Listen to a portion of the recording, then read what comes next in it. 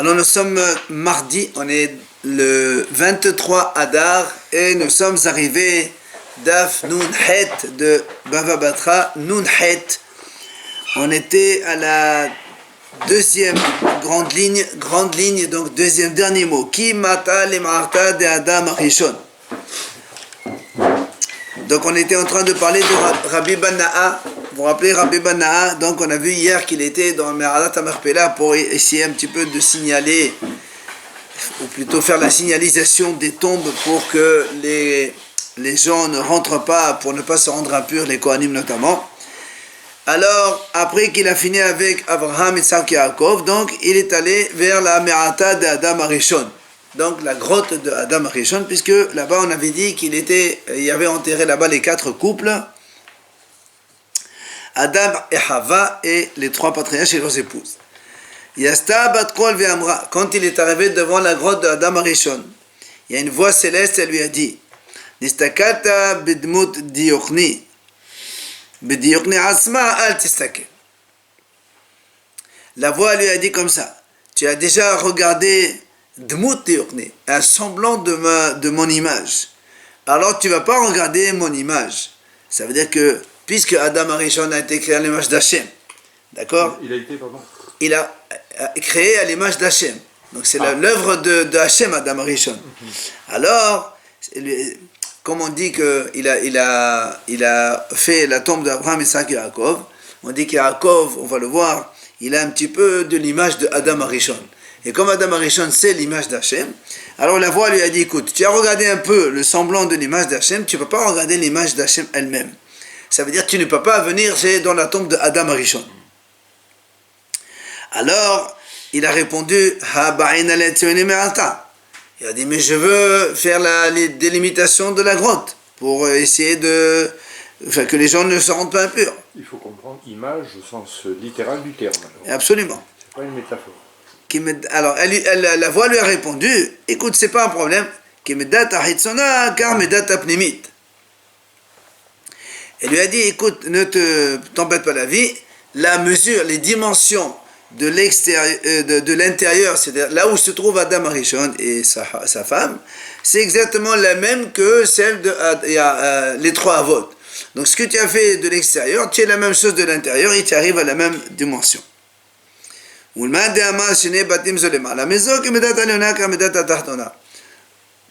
Et comme il y a une version qui dit que la grotte, la Me'at HaMachpelah, il y a donc un étage en haut et un étage en bas, et comme l'étage d'en bas, c'est exactement l'étage d'en haut, c'est la même chose, et donc tu sauras faire la délimitation.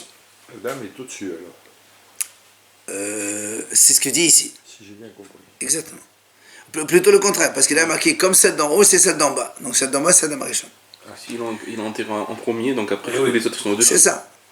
Amar Rabbi Bana'a, il vient Rabbi Bana'a, il dit quand même, Nistakalti bishne akevav, j'ai regardé les 2 talons de Adam Arishon, Vedomim lishne galgalle hama, il ressemblait à 2 soleils. C'est-à-dire tellement il brillait comme un soleil. Il ne s'est pas décomposé, quoi. Alors la Gemara continue un petit peu de façon amusante. Hakol bifne Sarah kekof bifne Adam. Tout le monde par rapport à Sarah Imenu comme un singe par rapport à l'homme. C'est-à-dire tellement Sarah elle était belle, les autres par rapport à Sarah, c'est comme tu comparais un singe avec un homme. Sarah bifne Hava kekof bifne Adam. Et Sarah elle-même devant Hava, c'est comme un singe par rapport à un homme. Un petit peu le dénivelé. Je ne vais pas dire ça.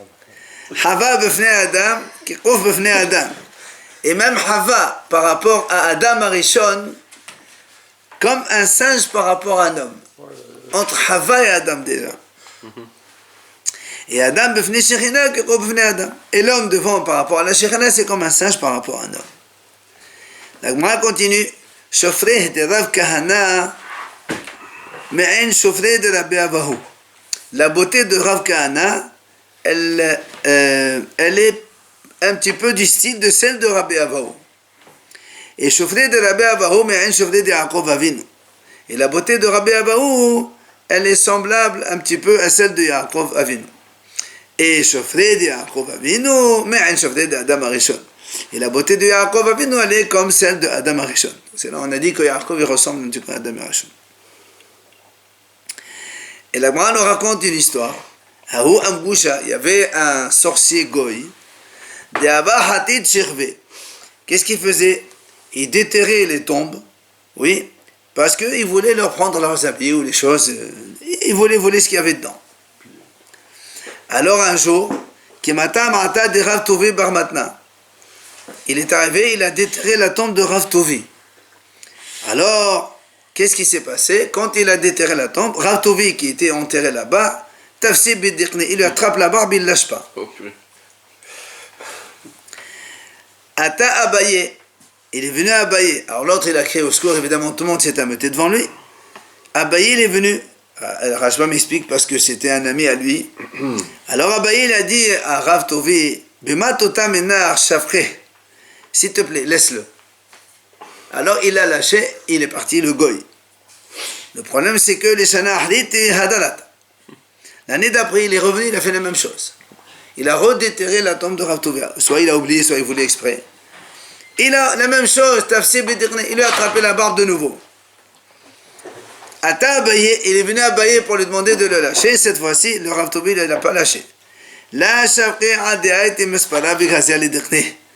Qu'est-ce qu'il lui a attrapé des ciseaux? Il lui a coupé sa barbe. Donc l'autre, il a tenu les poils du goy dans sa main.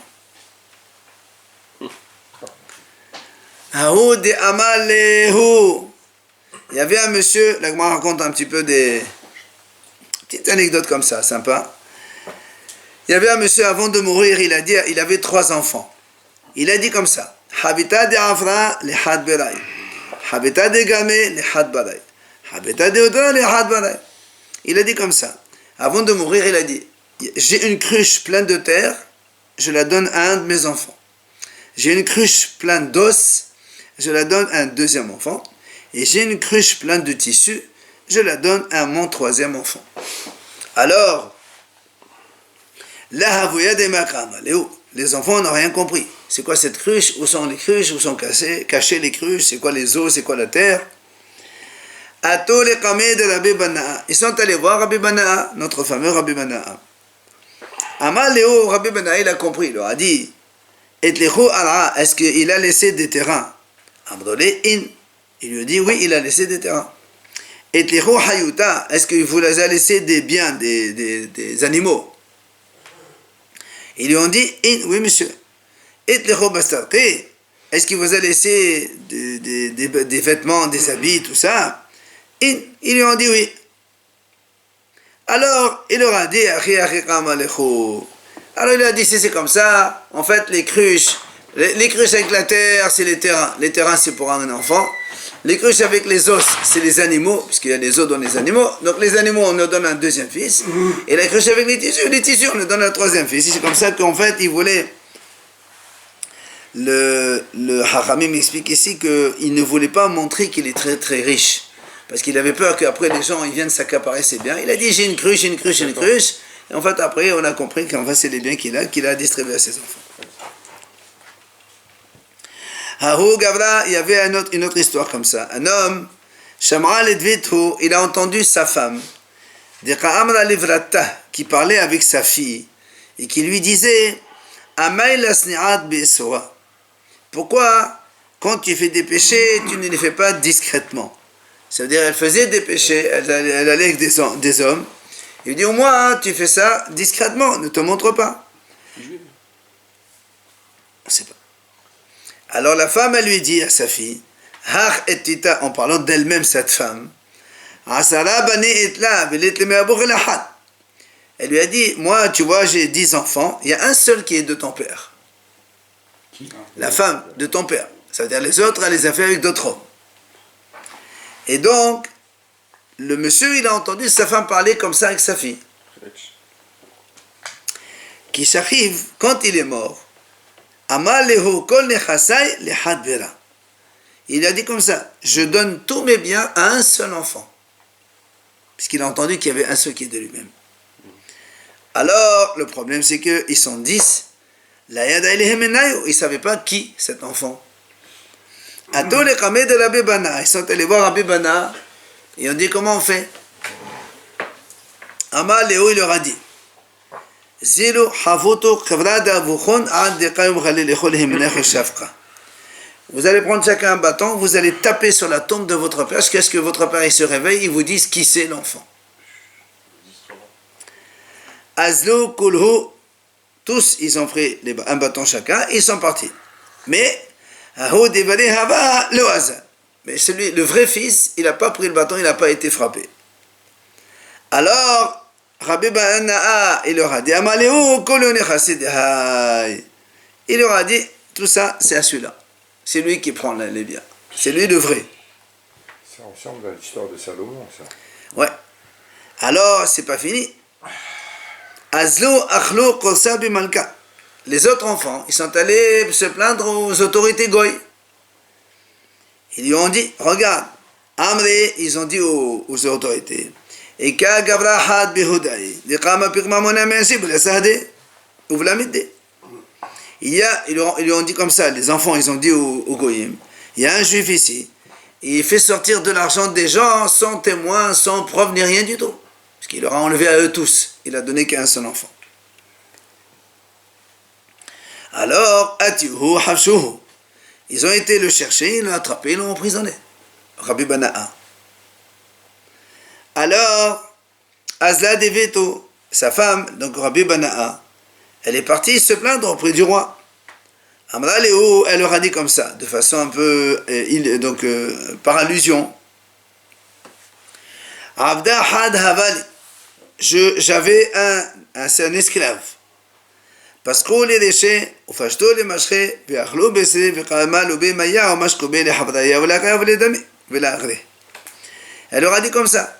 J'avais un esclave, ils lui ont coupé la tête, ils lui ont enlevé la peau, ils ont mangé sa chair, et ils ont rempli de l'eau avec sa peau, et ils ont donné à boire aux autres, et à moi ils m'ont rien donné, même pas de l'argent ni de récompense. Alors quand elle a dit ça, les goïms, ils ne comprenaient pas de ce qu'elle parle. C'est un esclave, on a coupé, on a mangé sa viande, on a pris la peau, on a rempli de l'eau, mais elle ne comprenait rien. Amri, les goïms, ils ont dit, puisque nous on ne comprend pas, on va appeler le sage des Juifs qu'on a capturé, il va peut-être nous expliquer. Il ne savait pas. Alors, ils ont appelé Rabbi Bana. Ils lui ont dit, voilà, il est en train de dire ça, qu'est-ce que ça veut dire? Alors il leur a dit, en fait, elle voulait leur dire qu'elle avait un bouc à la maison, ils sont venus, les gens, ils l'ont volé, ils l'ont égorgé, ils ont mangé la chair, et de la peau ils ont fait une outre, et ils ont pissé de l'eau, ils buvaient dedans. Okay, c'est un exemple comme quand on lui a volé quelque chose, quoi. C'est simple, bon. D'accord? C'est Rabbi Bana qui expliquait ça. Oui, Rabbi Bana, il leur a expliqué aux autorités. Alors, ils ont dit,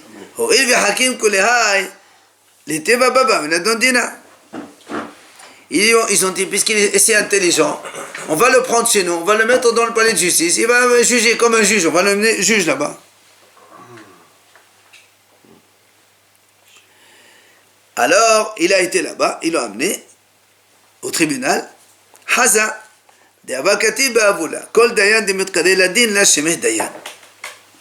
Il avait se marqué comme ça un écriteau, tout juge qui est convoqué au tribunal pour un jugement, ce n'est pas un juge. C'est marqué comme ça. Tout juge qui est convoqué au tribunal pour un jugement, il ne peut pas être juge. Ça veut dire qu'il n'est pas valable pour être juge. Alors, quand il a vu ça, Rabbi Bana, Amar Léo, il leur a dit, je ne comprends pas.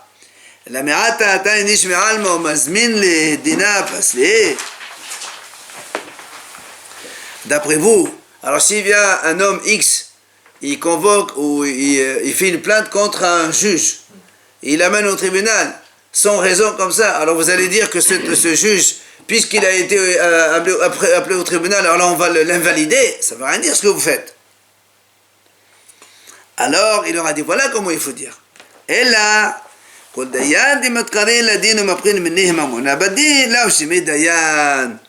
a dit, voilà ce qu'il faut écrire. Il faut écrire tout juge qui est convoqué au tribunal. Et après le procès, le tribunal décide, le condamne à payer une somme d'argent, lui, il n'est pas apte à être juge. D'accord? Ça veut dire qu'il est condamné à payer une somme d'argent. Ça veut dire qu'il a fait des bêtises. Il ne veut même pas reconnaître. Il a été obligé d'amener au tribunal pour rendre l'argent à son propriétaire. Ça veut dire que c'est un voleur. Et donc un voleur, il ne peut pas être donc, dans un tribunal.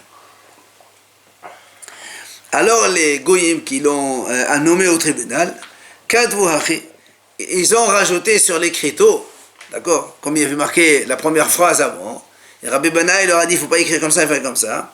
Ils ont rajouté en bas, Beram seulement,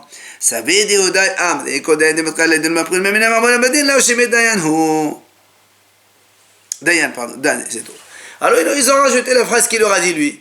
Donc, au début il y avait marqué tout juge qui est convoqué au tribunal ne peut pas être juge.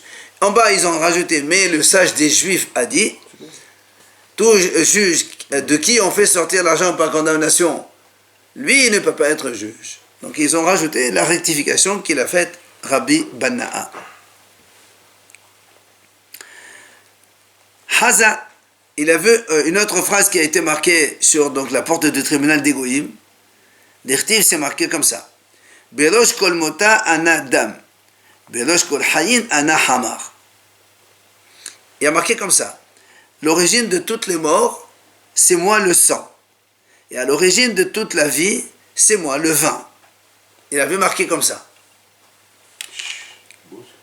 Alors il leur a dit, là aussi, il leur a fait la remarque. Il leur a dit, Ella me'ata, dans ces cas-là, denafil megraumit, denafil megraumit, damartale. Ça veut dire quoi quand il dit, en fait, il faut comprendre. Eux, ils écrivaient comme ça. À l'origine de toutes les morts, c'est le sang. Ça veut dire quoi le sang? Ça veut dire qu'avant, vous savez, ils faisaient beaucoup des saignées. Le seul remède, c'était les saignées. Donc pour eux, celui qui avait beaucoup de sang, c'est lui qui mourait. Si on n'arrivait pas à faire des saignées, donc il meurt. Alors ils ont écrit comme ça. Le vin. Le vin, ça réjouit les gens, tout ça, ça fait vivre. Hein? Saigner, c'est déjà qu'ils sont fait saigner. Il faisait saigner. Avant, il faisait des saignées. Il était rouge, non? Non, il faisait une piqûre et il retirait le sang, une quantité, bonne quantité de sang, on retirait. Pour renouveler le sang. Il y a pas longtemps, enfin, ça se faisait encore maintenant, peut-être plus maintenant, mais 20-30 ans en arrière, moi je l'ai vu. Hein. C'était les barbiers qui faisaient ça. Non, mais même dans les hôpitaux, j'ai vu. Hein. C'est pour guérir. Oui, Les Arabes, ils le font. ça je sais pas. Alors, quoi qu'il en soit, donc, voilà, il avait écrit ces deux expressions. Alors lui, il leur a fait la remarque, il leur a dit, dans ces cas-là, si quelqu'un il tombe d'un toit, il meurt, vous allez dire c'est à cause de beaucoup de sang qu'il est mort. Ben, ça n'a rien à voir, c'est pas à cause de ça. Ou bien il est tombé d'un palmier, il est mort. Ben, ça n'a rien à voir, donc ce que vous dites c'est faux. Vous voyez tout, il leur a dit autre chose.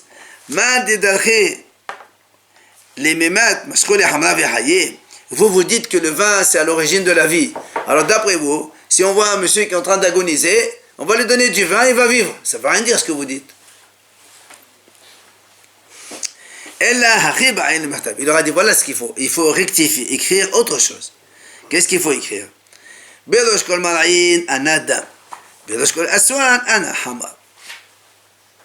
Alors il leur a dit voilà, vous allez écrire comme ça. À l'origine de toutes les maladies, c'est moi le sang. C'est pas à l'origine des morts. Parce que les morts, les gens ils peuvent mourir par accident, donc de façon brute comme ça. Alors il leur a dit vous écrivez à l'origine de toutes les maladies, c'est le sang, effectivement. Et vous écrivez aussi, à l'origine de toutes les guérisons, c'est moi le vin. Ça veut dire que le vin, quand quelqu'un il boit le vin de façon, on va dire, raisonnable, c'est vrai que le vin il a des vertus, donc de bonnes vertus pour l'homme. Donc, voilà, c'est pour ça ce que je suis en train de leur dire.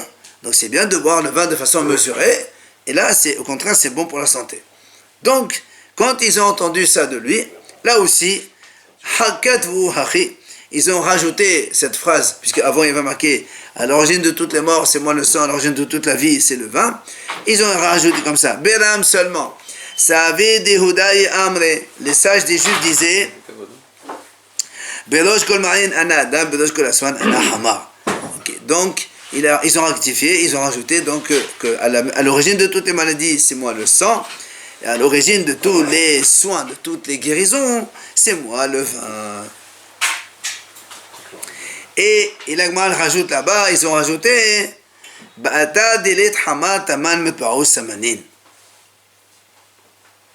Et l'Agma rajoute comme ça, ils ont rajouté la phrase suivante, là où il n'y a pas de vin, c'est là où tu trouves des médicaments. Ça veut dire si quelqu'un ne boit pas du vin, il va avoir besoin des médecins, il va donc avoir des médicaments. Moi aussi, là, ça va. Bon, le vin, hein. Ktif. Apitha de Kapotria. L'Agma a dit comme ça, c'était marqué aussi à la porte de la ville qui s'appelle Kapotria, un pak, un bag, un tal. Il y avait marqué comme ça, 3 mots, mais en vérité qui signifient tous la même chose. C'est quoi cette même chose? C'est-à-dire en fait, c'était une mesure qui avait plusieurs donc, synonymes. Et cette mesure, en fait, ça valait Revi'it de la Torah. Revi'it, c'est aujourd'hui ce qu'on a 86 millilitres de volume. C'est ce qu'on appelle Revi'it. Hein? Alors, pourrait dire, Rajman dit pourquoi on appelle ça Revi'it de la Torah? Eh bien, tout simplement parce que la mesure du volume de Revi'it, on le sort de la Torah, justement. On l'a calculé à partir de la Torah. Mais il y a un lien avec quoi? Hein? Il y a un lien avec le Revi'it de vin ou pas? Non, c'est juste comme ça, puisqu'on est en train de parler des choses écrites sur les choses, sur les portes, etc. Donc, non, c'est comme ça, c'est pour te dire, voilà, il y a 3 termes qui signifient la même chose. Donc, ça veut dire que si quelqu'un te dit, voilà, je vais te vendre un tel, ou un pack ou un bag, tu sais de quoi il s'agit, quoi. Où c'était marqué? Hein, dans la porte de Kapotkia. C'est une ville Kapotkia. La mesure qu'on a appris comme ça, elle vient de là? De la Torah. Revi'it, c'est la Torah. Eux, il a traduit en d'autres termes. Bien, allez, on revient chez nous maintenant. Matitin, la nouvelle Mishnah, on parle toujours de Hazaka. Ok, messieurs? Allez, Matitin, Hamazev en lo Hazaka, Veshem komo Hazaka. Hamashila, yesh la Hazaka. Alors, à l'époque d'avant, et même aujourd'hui, dans les maisons individuelles, il y a sur le toit, en général, il y a le toit, et vous avez un grand canal d'évacuation dans le toit. Une gouttière. La gouttière, Hazak. Et après, pour ne pas que ça tombe directement, il rajoute un petit tuyau pour que ça s'écarte du mur. Parce que, hein? Comment ça s'appelle? Non, ça s'écarte de la façade. Hein? Il faut que ça s'écarte de la façade. Voilà, ça s'écarte de la façade pour ne pas que ça salisse. Alors, le marzev, c'est le petit tuyau qu'on écarte de la façade. Et la mazhila, c'est la gouttière d'évacuation. Ok? Alors, la Mishnah nous dit Hamazev et no hazaka. Donc, c'est-à-dire que ce petit tuyau qui écarte de la façade, il n'a pas de hazaka. C'est-à-dire, si quelqu'un il a une maison, on parle ici évidemment d'une résidence où il y a plusieurs maisons, il y a une cour, d'accord? Quelqu'un, il met, par exemple, il a une maison comme ça, on va dire comme ça, et il met son tuyau ici. Même s'il a gardé 3 ans, les voisins ils peuvent un jour dire monsieur ça nous dérange, tu enlèves ça d'ici. Ben, il doit le mettre ailleurs. D'accord? Ça c'est pas une hazaka. Mais l'Agma a dit v'yeshlim komo hazaka. Mais sa place, elle a une hazaka. L'Agma va nous expliquer un peu, c'est un peu paradoxal. On va expliquer. Maintenant, à Mashila, par contre, la gouttière, elle c'est une hazaka. Quand un monsieur il a fait une gouttière comme ça, pendant 3 ans il est resté avec et les voisins n'ont rien dit, après ils peuvent rien dire. Hazaka, 3 ans, ça y est. La maison est sur son propre terrain quand même. Ah oui, chacun il a sa maison. Donc la gouttière aussi. Non mais l'eau il s'évacue dans la cour. La gouttière c'est pour évacuer l'eau. Et la saleté elle vient là-bas. Hazaka pour dire que la gouttière est à lui, c'est tout? Non, c'est pas la gouttière elle est à lui. Ça veut dire que tu peux pas, même si tu sais que ça va jeter de l'eau dans la cour, ça va salir, ça va faire un tas de choses, tu n'as rien à dire quoi. C'est pas moi qui ai mis l'eau dans la gouttière. Non, c'est les saletés de la nature. On va faire un procès à la nature. Non, mais moi j'aurais pu vous dire, au lieu de mettre la gouttière de ce côté-là, mettez-la derrière vous. C'est ça la différence. C'est que comme lui, il a laissé la gouttière depuis 3 ans qu'elle est là et que personne n'a rien dit, maintenant on peut rien dire. Ça fait 3 ans, c'est Hazaka, gamin. Autre chose. Sulam ha-misri en lo hazaka, vela sori yesh lo hazaka. Il dit, Sulam ha-misri, l'échelle égyptienne on appelle ça, c'est un petit escabeau. Un petit escabeau, Hachamim disent, en lo hazaka. Ça veut dire que même si tu l'as laissé ici, dans la cour, pendant 3 ans, c'est pas le hazaka, parce que c'est un truc minime, les gens ils font pas attention, donc ça vaut rien du tout. C'est mobile. Par contre, Velat Sodit, la grande échelle Si quelqu'un il a mis une grande échelle dans la cour tout le temps, là-bas, dans un endroit où il fait, je sais pas, il la pose là-bas, ça c'est une hazaka, il ne peut pas lui dire, monsieur, tu enlèves ça d'ici. Halon ha-misrit en la hazaka, vela sorit yesh la hazaka. Il dit halon ha-misrit, donc petite fenêtre, en fait, comme le soulam ha-misrit, petite échelle, là aussi c'est une petite fenêtre, en la hazaka. Ça veut dire que si quelqu'un il a une petite fenêtre dans sa maison à travers laquelle il voit dans la cour ce qui se passe, etc., et que les gens ne lui ont rien dit pendant 3 ans, ça ne s'appelle pas une hazaka. Pourquoi? Parce que c'est insignifiant. Les gens ils peuvent dire, écoute, on n'a pas fait attention, maintenant ça nous dérange, tu fermes ça, on ne va pas. Par contre, halon ha-misrit, la sourit, il y a hazaka. Si quelqu'un il a vu une grande fenêtre, et donc c'est visible par tout le monde, et qu'ils l'ont laissé pendant 3 ans avoir cette visibilité, maintenant il ne peut pas venir lui dire, monsieur, ça nous dérange. 3 ans tu as laissé, c'est terminé, une hazaka.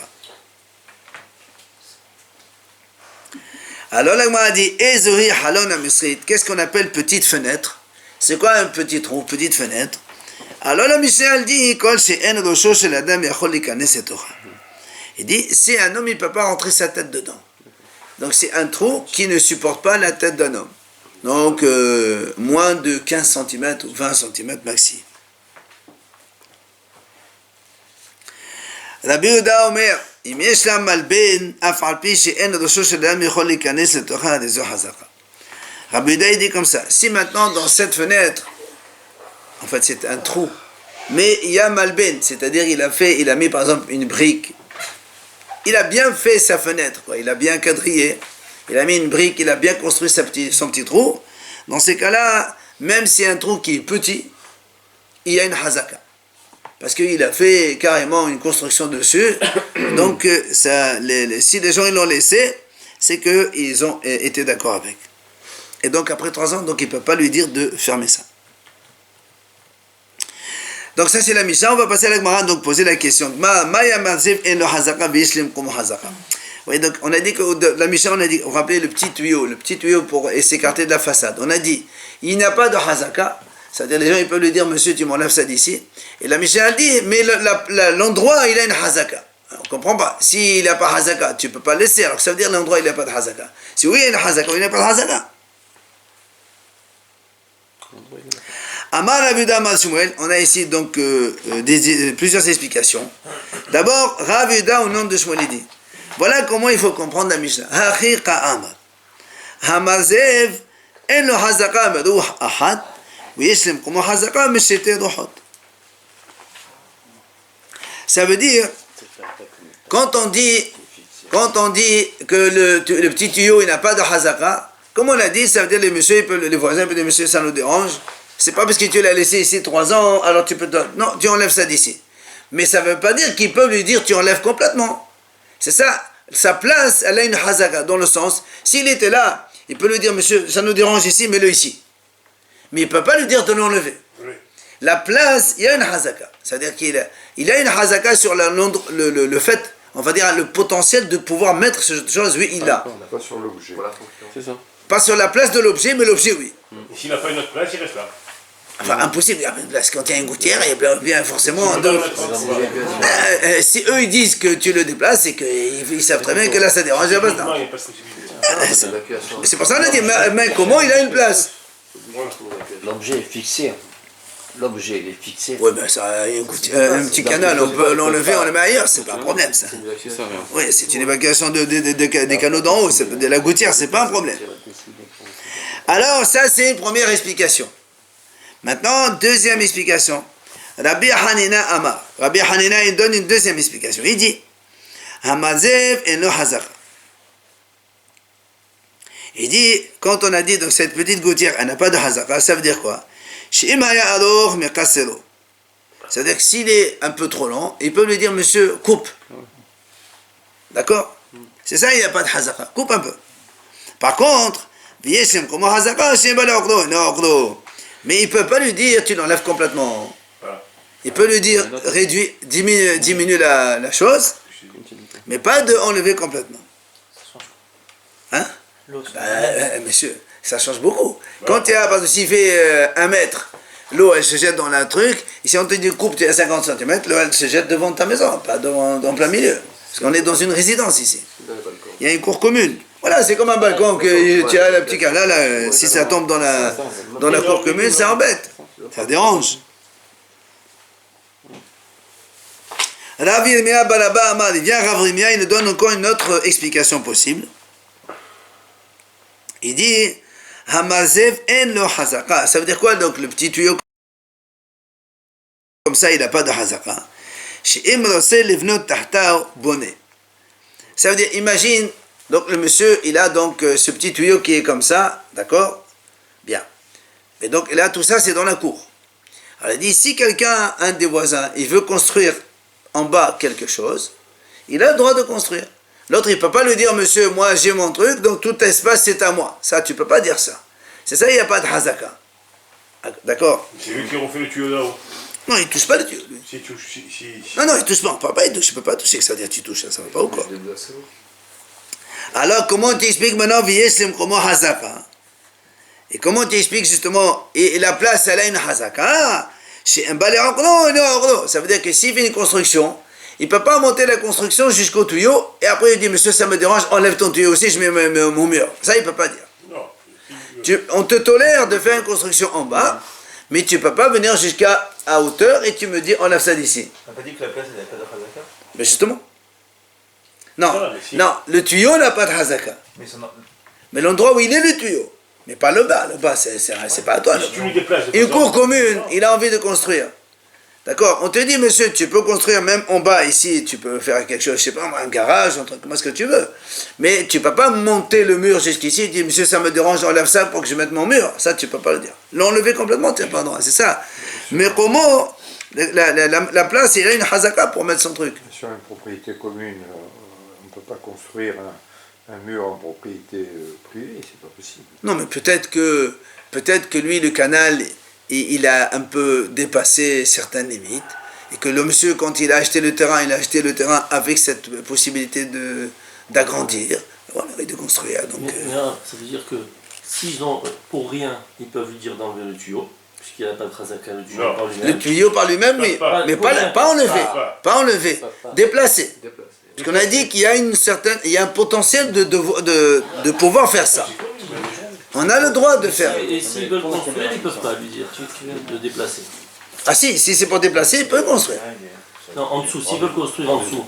Ah Qui est non, hazaka. ça c'est, regarde, tu mélanges deux explications, parce qu'on a trois explications différentes.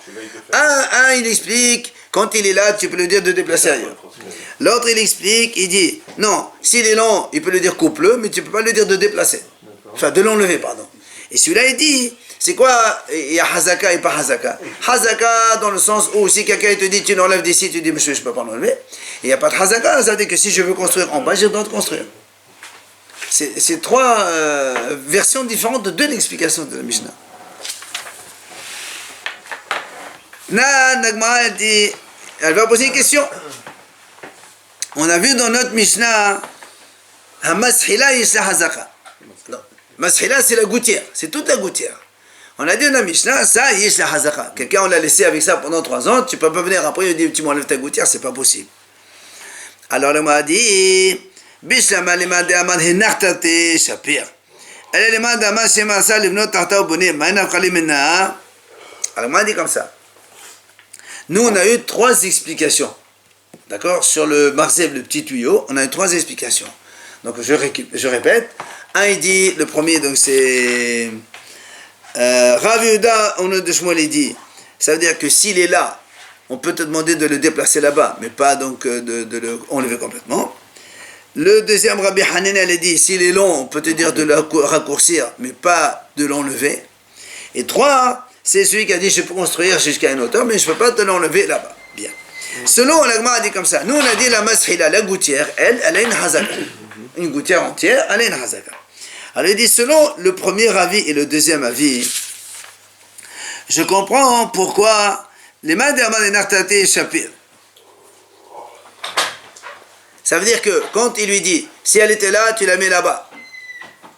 Mais la gouttière, tu ne peux pas le changer. Ou bien, si le tuyau est long, tu le coupes. Mais la gouttière, parce que il ne faut pas oublier, dans la Mishnah il est marqué comme ça. Le marzev et le hazaka. Donc le petit tuyau, il n'a pas de hazaka. Mais la gouttière, il a une hazaka. Alors on explique, on fait la différence. Le petit tuyau, quand il est là, je peux te demander de le mettre ici. Mais la gouttière, tu ne peux pas la changer. Après, la deuxième explication. S'il est long, on peut demander de couper.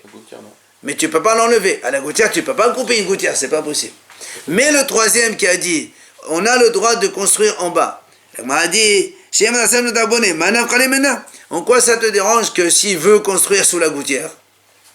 Pourquoi tu dis la meshila non? Vous avez compris? Ouais, s'il veut monter au-dessus. S'il veut l'aider. Oui, imagine, tu as... Si Il n'y aura plus d'évacuation s'il met le mur devant lui. Non. L'évacuation, elle est en haut. Oui. Et lui, il veut construire en bas. Oui. Il veut monter. Pourquoi ça dérange? Il veut monter. Non, on a dit, même nous, dans le petit tuyau, il ne peut pas monter jusqu'en haut pour l'enlever le tuyau. On a dit ça. Mais ça va devenir son propre. C'est pas mon problème. Nous, on veut comprendre le sens de la Mishnah. Toi, tu me dis, dans le Marzev, il peut pas, il n'y a pas de hazaka, mais dans la Masrila, il y a une hazaka. Si vraiment le sens, c'est celui, le troisième avis qui a dit, si je veux construire en bas, je peux construire, mais je ne peux pas lui enlever. Mais dans la Masrila, je ne peux pas construire. Il m'a dit, pourquoi ça te dérange? Comme il a dit, ça va tomber sur lui. Sur la C'est un problème, ça. Moi, je fais comme ça. Mais tu le déplaces, tu le mets quelque Non, j'ai envie de construire.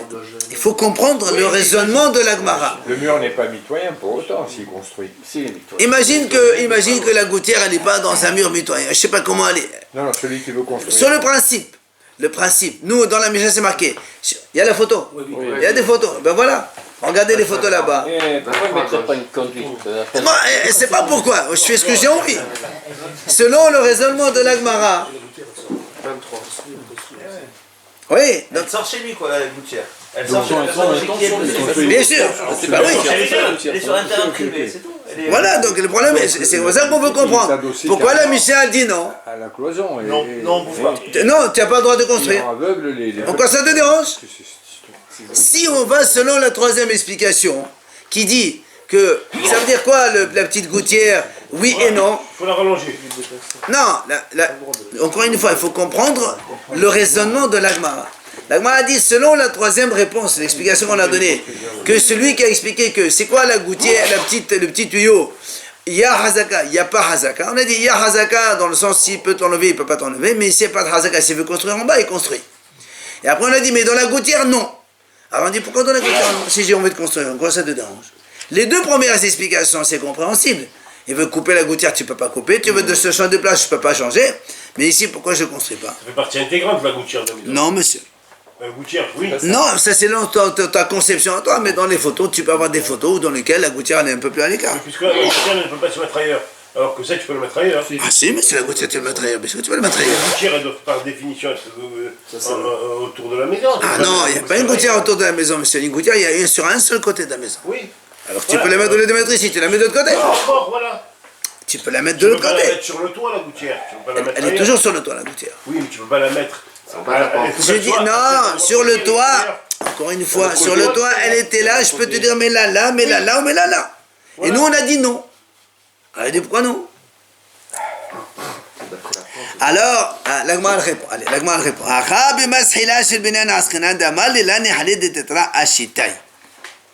Il dit comme ça. En fait, ici, parce que la gouttière elle-même, elle est faite en pierre. Ça fait partie de la construction apparemment. Et si tu vas construire un mur à côté, l'Agmara dit ici, construire un mur à côté. Alors qu'est-ce qui se passe? Quand tu vas construire, tu vas ébranler un petit peu mon mur.